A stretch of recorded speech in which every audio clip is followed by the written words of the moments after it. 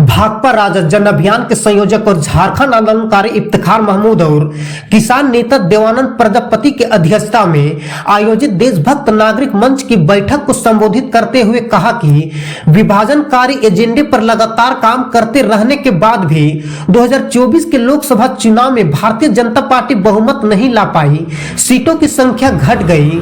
श्री महमूद ने कहा कि घटे हुए सीटों को फिर से रिकवरी करने के लिए मुस्लिम हितों पर सीधा हमला करके अपने उग्र विभाजनकारी तेवर फिर से उभारने की भाजपा की मजबूरी बन गई है।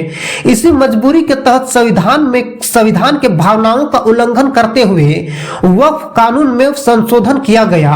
श्री महमूद ने कहा कि 5 साल पहले 2020 में कृषि कानून बनाते समय किसानों के हितों की बात केंद्र सरकार ने कही थी, किंतु किसान के विरोध में केंद्र सरकार ने किसान विरोधी मंशा को उजागर कर दिया।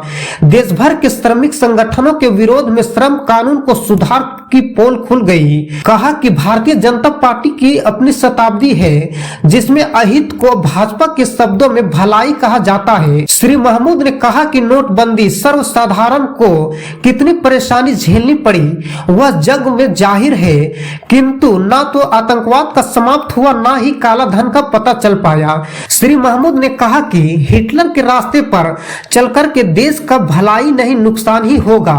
जो रात दिन जो है विभाजनकारी एजेंडा चलाते रहा है, उस एजेंडा के बाद भी पब्लिक जो है पिछला 2024 के लोकसभा चुनाव में बीजेपी का जो है ना बाप बुला दिया, उसका जनाधार घटा दिया, उसका सीट घटा दिया, तो फिर उसको रिकवर करने के लिए ये जो है ये काम कर रहे हैं कि इस ढंग से।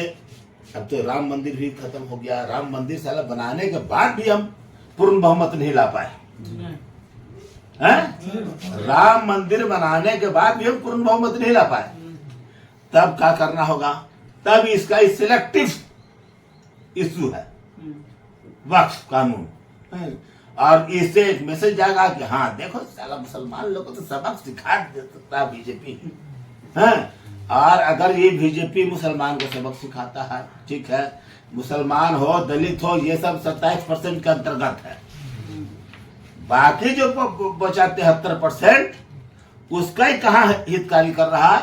लॉकडाउन लगा दिया, नोटबंदी किया, करोड़ों लोगों का रोजगार छिना गया, करोड़ों लोग का। लोग दिल्ली से और बॉम्बे से पैदल जो है साड़म और गोमिया तक आया, ये दुर्गति किया। वो दुर्गति में कहा खाली अल्पसंख्यक लोग थे, बहुसंख्यक नहीं थे, ट्राई करने वाले नहीं है। इनका 2-4 लोग है, इंडस्ट्री वाले लोग हैं, बड़े बड़े उद्योग घराने हैं, उसके लिए ये सब कुछ कर रहा है। उसके लिए जो है ना नोटबंदी किया, उसके लिए कृषि कानून बनाया, उसके लिए मजदूर कानून बनाया ना, और उसी के लिए ये वक्फ एक्ट बना करके शहर में जो बॉम्बे में दिल्ली में जो जमीनें हैं उन जमीनों पर ये अब अपने दखल में करना चाहते हैं।